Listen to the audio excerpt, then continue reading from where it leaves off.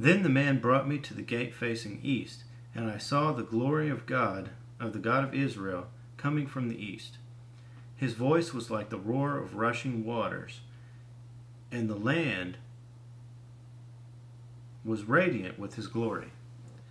The vision I saw was like the vision I had seen when he came to destroy the city, and like the vision I had seen by the Kedar River, and I fell face down. The glory of the Lord entered the temple through the gate facing east. Then the Spirit lifted me up and brought me into the inner court, and the glory of the Lord filled the temple.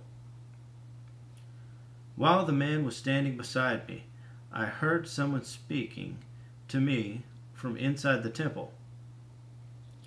He said, "Son of man, this is the place of my throne and the place of the soles of my feet. This is where I will live among the Israelites forever. The house of Israel will never again defile my holy name, neither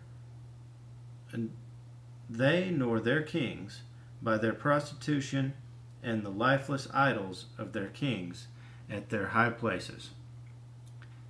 When they place their threshold next to my threshold, and their doorpost beside my doorposts, with only a wall between me and them, they defile my holy name by their detestable practices. So I destroyed them in my anger. Now let them put away from me their prostitution and the lifeless idols of their kings, and I will live among them forever. Son of man, describe the temple to the people of Israel, that they may be ashamed of their sins. Let them consider the plan, and if they are ashamed of all they have done, make known to them the design of the temple, its arrangement, its exits and entrances, its whole design, and all its regulations and laws. Write these down before them, so that they may be faithful to its design and follow all its regulations. This is the law of the temple. All the surrounding area on top of the mountain will be most holy. Such is the law of the temple. These are the measurements of the altar in long cubits, that cubit being a cubit and a handbreadth. Its gutter is a cubit deep and a cubit wide, with a rim of one span around the edge. And this is the height of the altar. From the gutter on the ground up to the low ledge, it is 2 cubits high, a cubit wide, and from the smaller ledge up to the larger ledge, it is 4 cubits high and a cubit wide. The altar hearth is 4 cubits, and 4 horns project upward from the hearth. The altar hearth is square, 12 cubits long and 12 cubits wide. The upper ledge also is square, 4 cubits long and 14 cubits wide, with a rim of half a cubit and a gutter of a cubit all around. The steps of the altar face east. Then he said to me, Son of man, this is what the sovereign Lord says.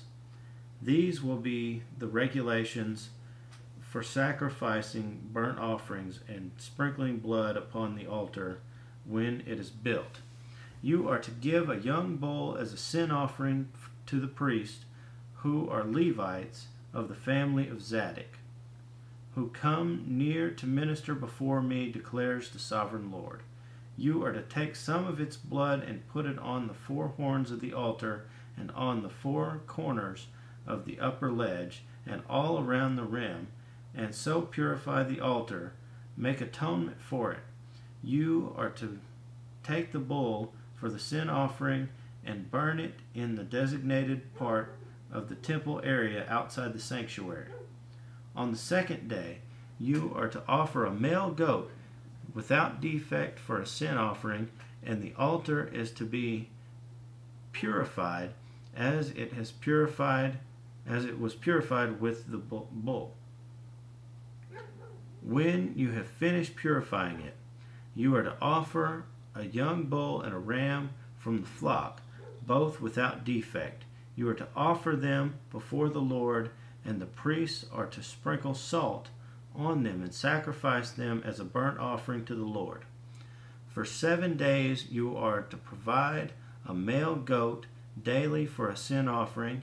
You are to also to provide a young bull and a ram from the flock, both without defect. For 7 days they are to make atonement for the altar and cleanse it. Thus they will dedicate it. At the end of these days, from the 8th day on, the priests are to present your burnt offerings and fellowship offerings on the altar. Then I will accept you, declares the sovereign Lord.